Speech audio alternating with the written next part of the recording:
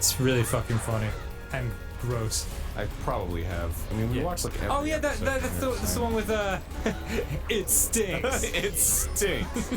Yeah. That's a great one. I love it. God, boy, this guy's a hopping fool. Ah. I like his weird deer mask So thing. And he wears a poncho, showing that he is, in fact, of Mexican descent. Wow.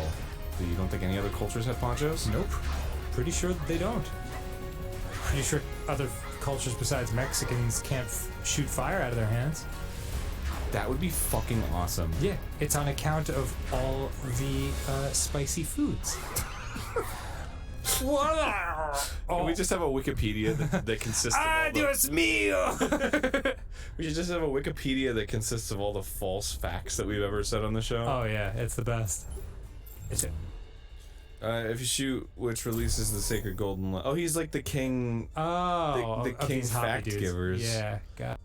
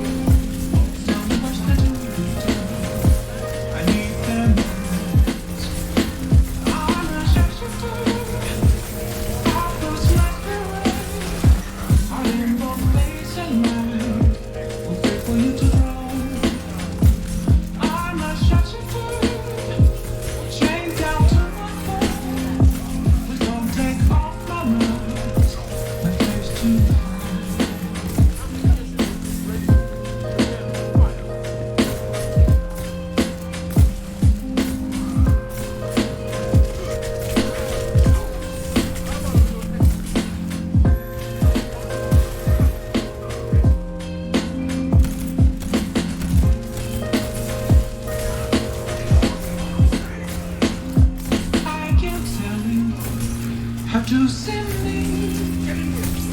Just a cage of bones. There's nothing inside. Will it always be burning down the walls? Is there a way for me to break? I'm a sharpshooter at post masquerade. I in both face and mind, a fit for you to draw. I'm a sharpshooter, have no face to show. Please don't take off my nose, my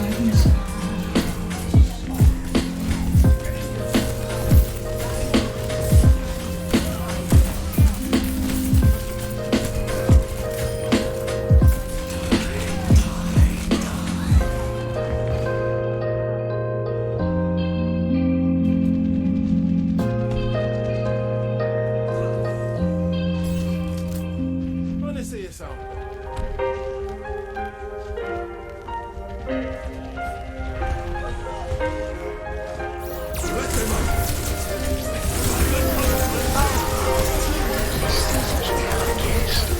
Truly destiny.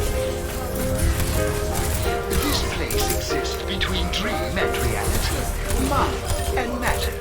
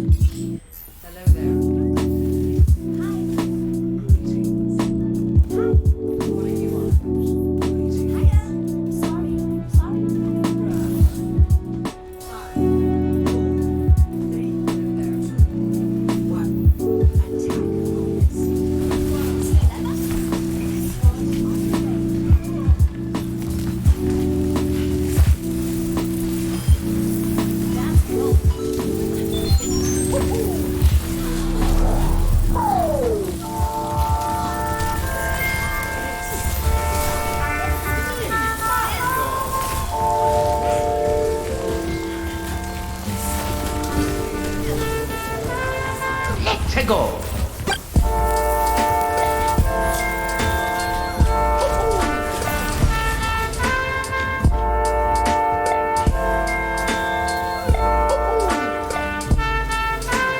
Luigi number one.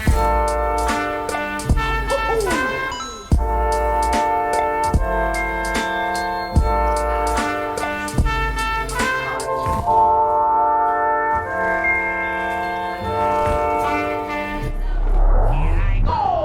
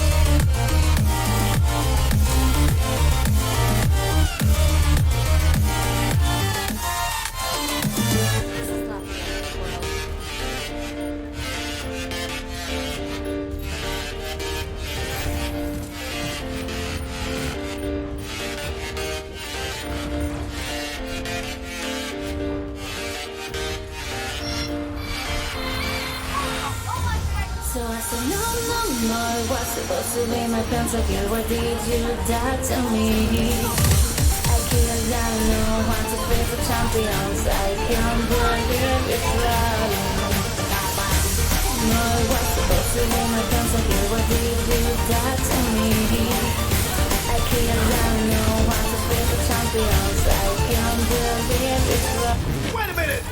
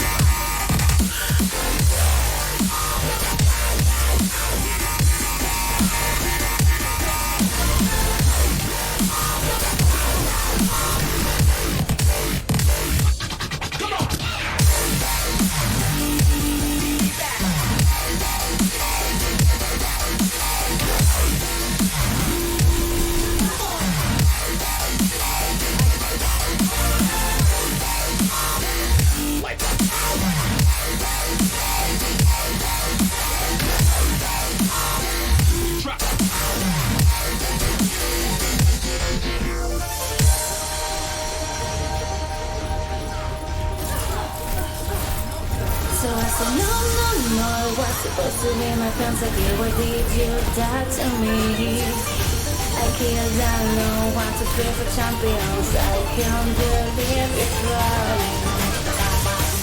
No, it was supposed to be my pentakill. Why did you die to me? I killed down, no one to play for champions. I can't believe it's running.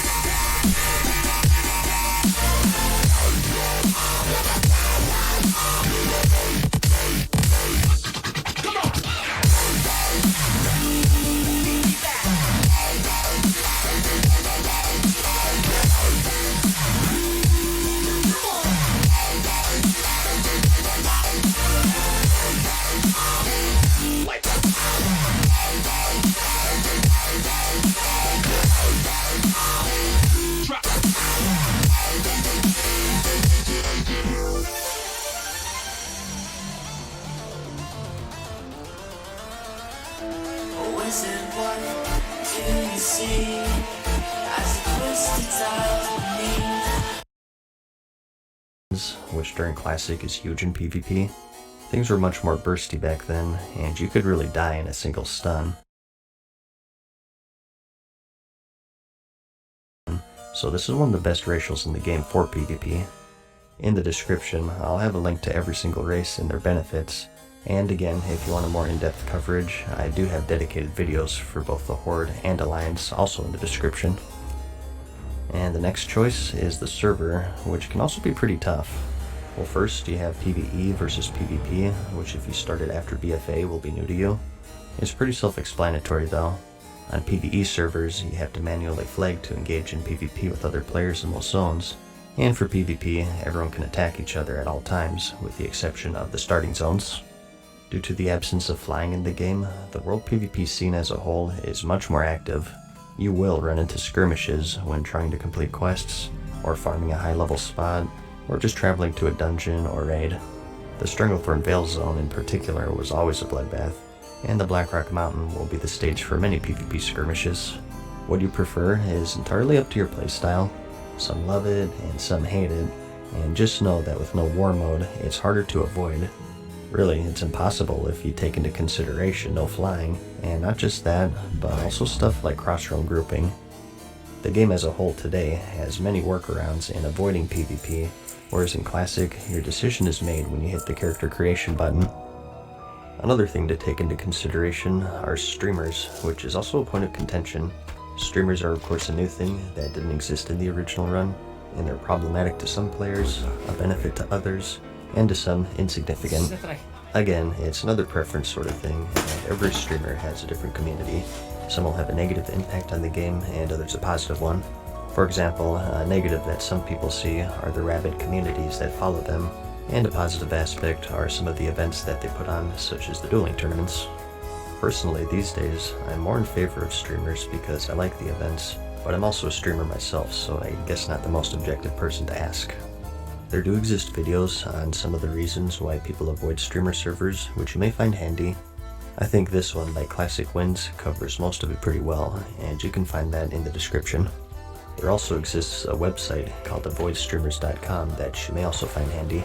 Here you can find a full list of all of the bigger streamers and what impact that they have on the game, so do what you will with all of that.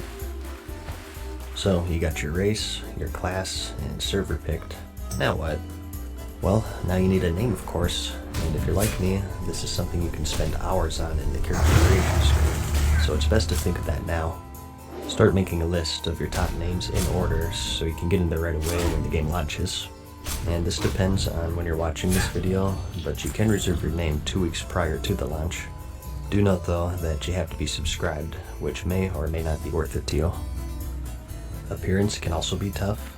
Luckily though, there do exist many websites out there that emulate the character creation options for Classic. A popular one is Wowhead. So that might be something that you want to mess with before release, especially if you want to pick a popular name and you're waiting that first day for those name reservations. I'll have that linked in the description. And another tough decision will be your professions. It's pretty advantageous, I feel, to level your professions as you're leveling your character in the game, especially if they're gathering, so you should start thinking about that now. For the launch of the game, I really like skinning because it's quick, easy, and it provides a generous amount of silver from just vendoring, which will be crucial in the very beginning. When things first kick off, the economy will be growing still, and you'll make the majority of your gold from these vendors rather than the auction house. People can't spend any gold if they don't have it yet, so I'll be grabbing skinning myself and get some extra money into level 60, and then switch to my normal profession. And also, make sure that you don't neglect your secondary professions that everyone can train, and that's cooking, fishing, and first aid. As for what professions though, it's another tough decision. Just like with the races and classes, the professions are much more substantial in the game. One in particular that will give you a tremendous edge over the others is engineering. They have a variety of bombs and gadgets that are super useful for both PvE and PvP, and it's seen as the quote best because of that. The other ones for the most part don't really have an effect on combat, and are just preference and synergy. For example, herbalism synergizes pretty well with rogues because they can gather Fade Leaf, which is needed for their blinding powder, and Swift Thistle, which they need for their Thistle Tea. You'll save a lot of gold if you're an herbalist rogue. Again, I did also cover this very thoroughly. Not to just turn this video into a plug for my other videos, but it's such a broad subject, and if I were to go over it here, we'd be here for an hour. So again, if you want more detail with that, I'll have another video for you in the description. Add-ons are another thing that you should sort out. In Classic, there are no quest markers nor dungeon maps, and many of the other modern conveniences that the current game offers you. While I personally like it that way, and will be foregoing that stuff, you may find the game to be annoying without it. So check out your favorite add-on site, mine's CurseForge, and go through the add-ons and pick out the ones that you like, and get those installed first thing. A popular one is Questy, which handles all of the questing waypoints, just like in the current game, so a lot of people like that one in particular. And expanding further on that, you can also mess with your system settings before the servers are up. There's a button off to the right, so set up your graphics and whatnot, and definitely go through that as well. And since we touched on it a bit, there are some things that you should keep in mind with a new server, especially if you're new to Classic.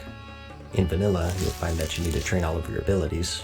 You can only get them from class trainers, who can be found in the major cities and low-level questing hubs, and a big mistake that people will make is that they'll train everything. Depending on your professions, you'll find that early on you'll be barely scraping along with gold, so it's wise to look at each skill and only train the best ones. For example, maybe you can forgo some of the hunter tracking in exchange for a new serpent sting, or maybe the warrior's pummel ability isn't all that crucial to level up right away since it's just some extra damage. So just something to keep in mind. Super useful for saving up for your mount, so let's talk about that as well. Get your 60% speed mount at level 40 and your 100% speed at level 60, and of course no flying in Classic. And you may have heard that it's quite a feat to be able to afford it at the appropriate level, and it's absolutely true. Not taking any discounts into consideration, between the mount and training, 60% costs 100 gold total, and 100% costs 1,000, which is a small fortune in Classic. You can get 10% off by reaching Honored with the appropriate faction, and another 10% from reaching rank 3 in PvP, which is quite easy. Unless you're using the auction house, the level 40 training is very tight, usually requiring you to go out of your way to farm some gold, and maybe level up your professions.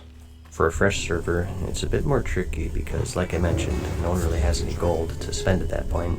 You can pull it off, I'm sure, but it's just going to take a bit more effort.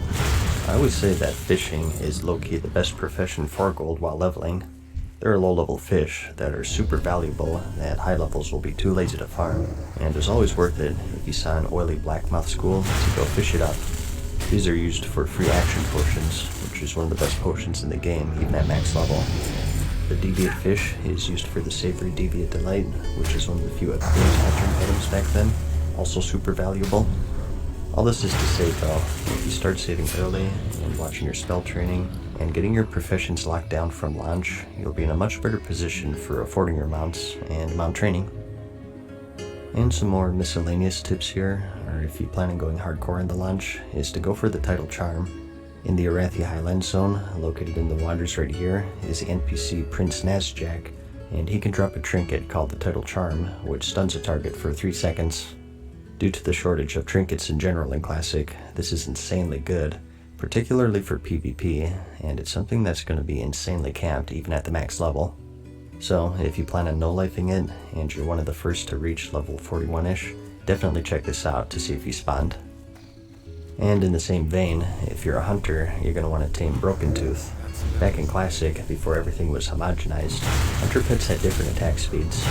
Spell pushback was also insane in Classic, so for PvP, the faster the pet, the better.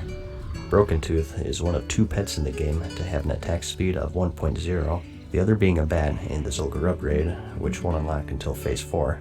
So, as soon as you hit level 37, you should check out his spawn locations, which can be found right here in the Badlands, and see if you can get lucky, because this will be another thing that'll be super camped at level 60. But let's step outside of the game for a moment, shall we? Into that scary place called the real world. Ah, burns. Ah, man. Well, the gameplay sucks, but I guess the graphics are alright. Uh-oh, girls. Never mind, let's get back inside. I didn't sign up for Mythic mode. Let's regroup and study up on other brave souls who've laid the path before us. What you're watching is archived video footage from the original release of the game, November 23rd, 2004. So, this surely has some useful information in it. This is the World of Warcraft at 10:45. We're still installing it. We plan on playing for at least 12 to 13 hours. We're going to document it. 12 to 13 hours? What is this amateur bullcorn? So, let's go through the... What? More than 12 to 13 hours. Good call. That only put us at 11 o'clock. Okay, that's what I like to hear. Getting serious now. And hey, look, they even picked up the collector's edition, so you gotta give them some respect. And of course, they've come prepared. Could that be supplies for today's a special event? Yeah. Hark, I'm show us. locked in here. Oh no.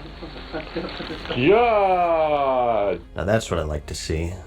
Okay, as far as food is concerned, your first tip is to get the most unhealthy stuff imaginable. Dr. Pepper, Doritos, Hot Pockets. This is fuel for true gamers. The trick is to deny your body of real food. The combination of constantly being on the brink of death and the non-stop diarrhea will prevent you from sleeping, thus allowing you more time to get those precious levels. What level you done? 5. Silk, it's 340. What's your status? Angry. Why is that? The legs. I keep getting booted back into my body. Anger because he keeps getting booted? Well, then it's definitely the original release. But take note, no matter how pissed you get, you never stop playing. Just pound another chocolate pudding cup and get back in there. And speaking of which though, let's talk a bit more about your food of choice. We're up to a good start here. Dr. Pepper, love that DP, Doritos, chocolate pudding, but your feces is still a bit too solid at this point. Just to be sure, let's throw in some gummy bears, some nachos, and of course the go-to staple, Taco Bell. Of course having your mom order and deliver it to you. We don't want any social interaction now, do we? Diapers are also going to be crucial. Just because you have to go to the bathroom a lot doesn't mean you should be away from your computer. However, if you want a more long-term investment to save yourself some cash, you may want to look into something like this. And as for your entertainment of choice, you have many options. You always have the sweet comfort of twitch.tv/MattSeasonShow to guide you along in your journey.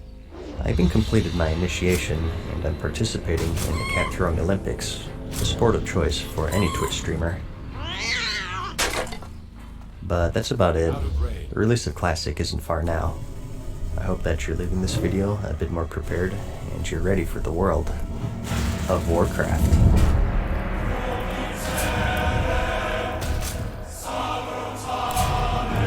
Farewell for now, mortals.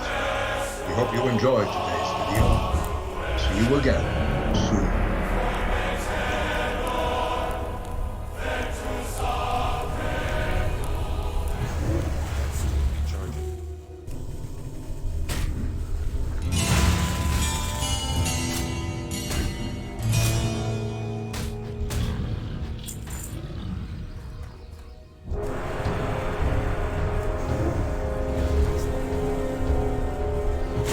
Hey guys, what's up? Matt Season here, back with another video for you. So, with the honor system arriving in Classic World of Warcraft, I figured it would be pretty timely to make a video covering it for you. I'll explain how it works at a basic level, how to rank up, what rewards you can get, and the plus sides and downsides, and all sorts of stuff to hopefully give you a short but thorough look on how the system works as a whole. So before all of this, the only reward for killing enemy players is to ruin their day while you giggle maniacally to yourself. The game was re-released this way intentionally because that's how it was back in the day. It wasn't until patch 1.4 in April of 2005, which was 6 months after launch, that we got the PvP system in all of its glory. Essentially, from killing enemy players that aren't grey, or completing certain PvP objectives, such as capturing a flag in the Warzone Gulch for instance, you earn what are called honor points. The amount you earned compared to everyone else will give you a weekly standing, and based off of this, you're given a certain amount of ranking points, or RP as people call them. These are what you ultimately need to rank up in the rank 14 PvP system, as displayed here. Your rank will decay by 20% each week, so it's a constant grind, taking most players at least 3 months of hardcore play. It's not an entirely straightforward thing. Kills award you with a different amount of contribution points depending on the rank of the player killed. There's an element of decay to where if you kill the same person over and over, you get less and less honor. This is just done to dissuade corpse camping, but in a nutshell, kill red, get rank, and get gear is the basic gist of it. We could get into all of the equations behind all of this stuff, but it's a bit out of scope for what I want this video to be. I'll have a link in the description if you really want the details on that. Even if you don't know exactly how the system works, something you've probably heard by now is that it's very grindy. Probably the most grindy thing to ever be released in the game in its 15-year history, in fact. There are 14 ranks total. You start at 0 and you go up, and players can typically get around to rank 10-ish with fairly reasonable play. Maybe a few hours a day of PvP. However, anything past that starts to become extremely exclusive as the requirements to rank up become more and more demanding. Only a certain amount of people will rank up each week, and the competition at this point gets fierce. The system bottlenecks, and only a select few hardcore will be able to progress, and from this point forward it takes months of non-stop play to reach the ultimate goal, which is of course rank 14. Like, we're talking 18-hour days of straight PvP minimum. Many will attempt it, and those who choose to leave the house or bathe will fail, but a dedicated few will be able to push through and be able to say that I reached rank 14 in the recreation of a 15-year-old video game, so people can awkwardly stare at them. But what are the rewards for all of this, you may be asking? Well, lots of gear basically. Pretty good gear as a matter of fact, for PvP at least. The PvP in the game, as you may have noticed, is rather bursty, so stamina reigns supreme, and armor that you get from PvP is typically loaded with it. The vendors for the Alliance are located right here in the Old Town in Stormwind, and the ones for the Horde are located right here in Orgrimmar. Note that some of these NPCs are behind mysterious portals that require rank 6 to enter. We'll cover those later. So, here's every single rank listed out, as you can see. Let's go over each reward for each tier one by one to give you an idea of how high that you may want to go. At rank 1, which is Private for the Alliance and Scout for Horde, you're able to pick up your basic tabard to represent your faction with pride. Note that this is essentially the title system in Classic. Whatever rank you have will appear next to your name, or show up on an enemy player's kill feed when they slay you. And at rank 2, which is Corporal for the Alliance and Grunt for Horde, you get your PvP trinkets. These break various crowd control effects in Classic, and something that a lot of people forget is that they're different depending on what class you are. For example, the Warriors get to break stun, root, and slowing effects, whereas the Rogues only breaks charm, fear, and polymorph. Here's a handy chart of every single class's trinket for your convenience. At rank 3, which is Sergeant for both factions, you're able to buy a rare cloak, at multiple levels by the way, so even if you're lower level, there is a reason to do a bit of PvP on your way up. And in addition to this, you get a nice 10% discount on all goods and repairs from any vendor of your faction. A common strategy for many people is to stay at rank 3 or higher just for this discount, which is easily doable even if you PvP very casually by the way. At rank 4, which is Master Sergeant for the Alliance and Senior Sergeant for the Horde, you can pick up a blue necklace. And at rank 5, which is Sergeant Major and First Sergeant, you get your blue bracers. Again, just like the cloak, you can get these at various level ranges. Rank 6, which is Knight and Stone Guard, is where things start picking up in terms of rewards. Again, at this point, we're still in the casual range in terms of time investment. Most people will be able to reach this without going too far out of their way. But at this rank, you also get access to those special rooms that I mentioned earlier, called the Officers' Barracks. In here, you get access to a bunch more vendors, and it's just a cool little clubhouse to hang around really. You can buy the second iteration of your faction tabard, and also some cheap healing and mana potions to keep in your back pocket. At rank 7, which is Knight Lieutenant and Bloodguard, you can finally start working on your armor set. Every single class gets a special armor set with unique set bonuses. Looks-wise, any armor type will be the same. For example, the Rogue set looks like the Druids, the Warrior looks like the Paladin, and so on. Across factions, they still look different though. There are 6 pieces total: the boots, the gloves, chest, legs, helm, and shoulders. And at rank 7, you earn the honor of purchasing the boots and gloves. The gloves for each class will have some sort of special perk. As you can see, the Warriors have a reduced cost to hamstring. Rank 8, which is Knight Captain and Legionnaire, you can purchase the chest and legs. And rank 9 is a bit of a break. It's Knight Champion for the Alliance and Centurion for Horde, and you can buy Battle Standard, which increases the health of nearby party members. And at 10, which is Lieutenant Commander for the Alliance and Champion for the Horde, you can finally finish the blue set with the helmet and shoulders. This is where I stopped in my original run 15 years ago. At rank 11, which is Commander and Lieutenant General, you can purchase an epic and unique black version of each race's mount. And another unique thing with this rank is that you gain the ability to talk in the World Defense channel to rally the troops and coordinate PvP battles. The home stretch here is really 12 to 14 though. It's at this point where the grind really becomes a grind, and it's where the men are separated from the boys, or the men with no lives. And I don't say that to be derogatory in any way. You really do have to know life in here to keep ranking. It's just a fact. The whole system is designed for you to compete against other players, so naturally, on every server, the time invested is going to scale with how much time other people are investing, which is typically 18 plus hours a day. As you rank up in-game, you actually lose rank in real life with your relationships with your friends, physical fitness, and the ability to talk to girls. That's not the hot pockets, because things are about to get sweaty. For 12, we have Marshal and General, and this is where you can start working on the upgraded epic version of your PvP set, starting with the gloves, legs, and boots. and at 13, which is Field Marshal and Warlord, you finish off your set with the helmet, shoulders, and chest. And lastly, atop the corpses of 100,000 enemies and thousands of dory bones and hot pockets is rank 14. Grand Marshal for the Alliance and High Warlord for the Horde. I would say that your girlfriend would leave you at this point, but come on, this is World of Warcraft, let's not kid ourselves here. At this rank, you're able to buy quality weapons. Of course, insanely powerful, more so early on before the higher end raids are released. All in all, from 1 to 14, you're looking at months of grinding, getting more and more demanding from rank 12 and onwards, eventually commanding 18+ hour gameplay sessions every single day. Rank decay, as I said, is a thing.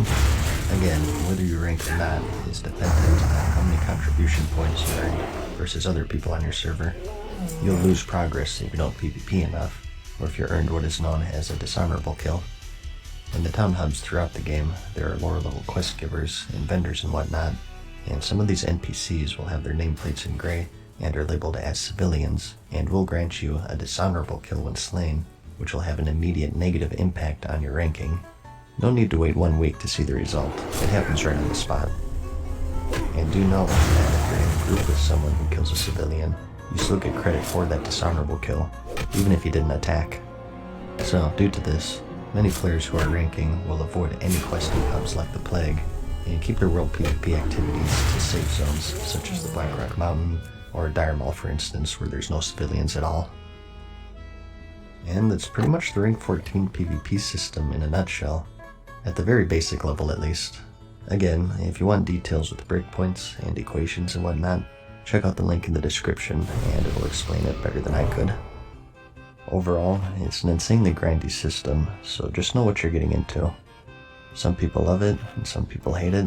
I personally don't care for it, and this is someone who loves just about everything to do with Classic, as you guys know. I think it rewards time investment, more so than it does skill, which hey, that's perfect for me, but it's just against what PvP should be for me. In fact, once Battlegrounds come out and people get their pre-mades ready, you'll notice something called queue dodging, which was rampant back in the day.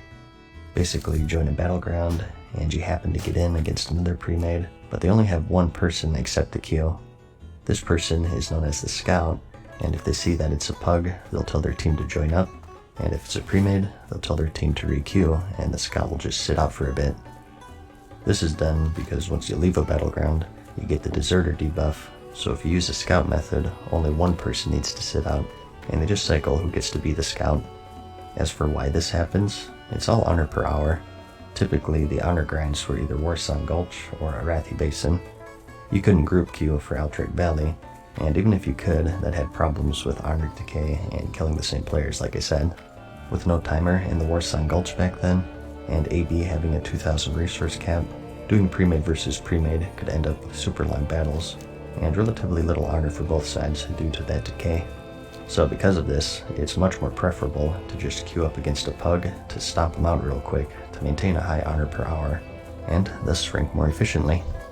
Back in my day, I didn't have a choice because my faction happened to outnumber the Horde like 2 to 1, and this was before Crossrail Battlegrounds, so our queues were hours long.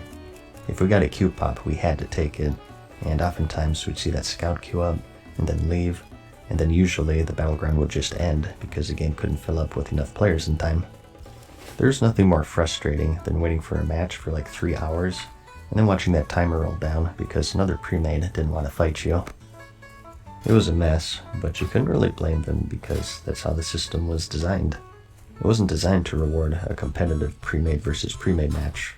It was designed to reward stomping pugs over and over again, and I venture it's going to be the same with the re-release, even with Crossrun Battlegrounds. Plus, in general, it makes you compete against your own faction more than the enemy. You don't care about what the enemy faction is doing, you just want your allies to play less, which is just a fundamentally flawed system to begin with.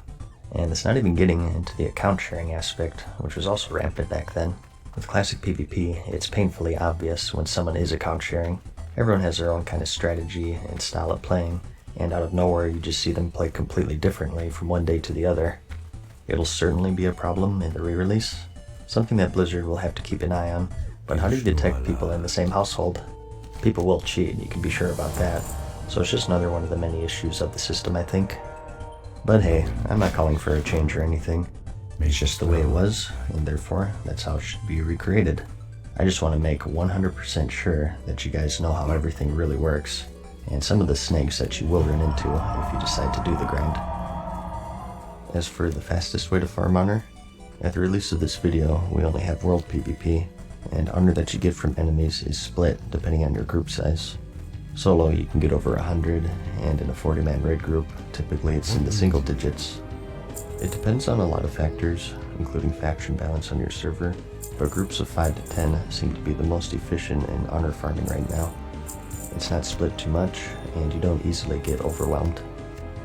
Keep in mind that the honor that pops up in the tooltip doesn't take into account the decay for killing the same player. A lot of people right now are corpse camping, or getting caught up in these giant zergs with the same people fighting over and over again, not realizing that they're getting 0 honor. You need an add-on to track what you're actually getting, which at the time this video was made, none working ones exist. But as for when Battlegrounds are released, like I said, the Warsun Gulch and Arathi Basin are going to be your go-tos. If your team is good and you're stopping a pug, these are the quickest Battlegrounds, and they're fresh players for each round to feed into that meat grinder. Typically, most people stuck with the Warsun Gulch because it's capable of being winnable the fastest. And you also get items called Marks of Honor, 3 for winning and 1 for losing, and you can turn these in for bonus honor as well as reputation for the respective faction, so Battlegrounds in general are going to be your go-to for honor farming. World PvP around questing hubs should generally be avoided due to dishonorable kills. Be wary, because if people know that you're ranking and are competing against you, they can and will try to sabotage you. It was all too common back then for people to send a non-ranking guildie to join you in World PvP, and if you were dumb enough to invite them, they'd intentionally kill a civilian to dissuade you from continuing the grind.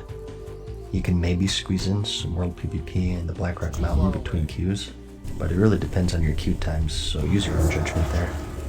You may also choose to implement the queue dodging strategy that I mentioned earlier. It is lame, but hey, if you're grinding honor, it's the fastest way to rank. It's not against TOS as far as I know, so don't hate the player, hate the game. And of course, consumes are going to be game changers. Remember, this is classic. It's a time before everything was hyper-balanced. You can go into these battlegrounds with Flask of Titans, Engineer, Sapper Charges, Vaps, Healing Potions, Mongoose Elixirs, Weapon Stones. They obviously make a huge difference, and the fact of the matter is most successful teams will be the ones willing to invest gold into consumables. I want to end this video on a couple of fun facts though, for no real reason other than I thought they were interesting.